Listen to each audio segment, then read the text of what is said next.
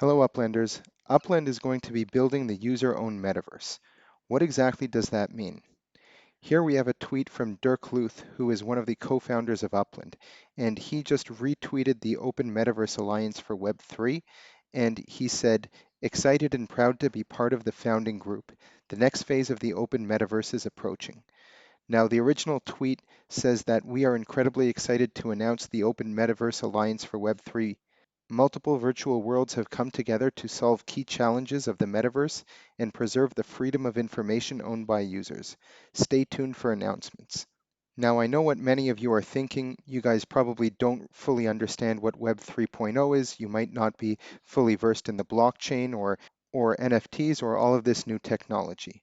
And I understand that. You're probably just more than excited about the upcoming release of Rio de Janeiro or just flipping properties and gaining some UPX and treasure hunting or whatever it might be in the Upland metaverse. But when we start looking further down the road, this is going to be extremely important. And this Metaverse Alliance is building the groundwork for what the future will hold, not just in Upland, but in all of the metaverses that exist today and that will exist in the future. The main principles of the Open Metaverse Alliance rely on interoperability, standardization, and ownership. Imagine a situation today where you have a Facebook account, an Instagram account, LinkedIn, Snapchat, TikTok, and all sorts of other social media platforms. If you wanted to create a video on TikTok and move that over to Instagram and then put that on Facebook and LinkedIn and all of these other places, it's not so smooth. And it's possible that you might not even be able to do that at all. A tweet on Twitter can't easily translate into LinkedIn, or you can't move it into Snapchat, and many of these platforms don't interact with each other. Now imagine a situation in the metaverse where everything that you own in Upland, you can now take it into a different metaverse like Sandbox or Decentraland or Superworld, and the same thing goes the other way. You can bring your assets from Sandbox into Upland. So I equate all these different social media platforms in Web 2.0 to all these different metaverses in Web 3.0.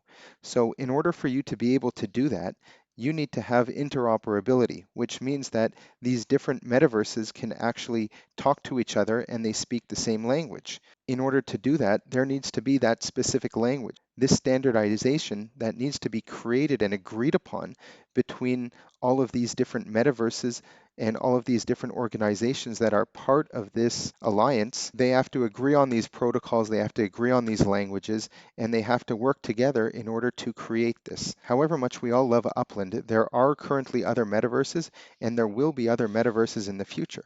Just like we have Facebook and Instagram and TikTok and Twitter and LinkedIn and all of these different social media platforms that most of us are part of more than one or two, the same thing will be true with metaverses. Many people will be part of different metaverses for different reasons because they will provide different types of value to different types of people. The link to this website can be found in the description below. I'm not going to go over all of it, but I do want to show some of these founding members that are part of this alliance, and we can see that Upland is part of this.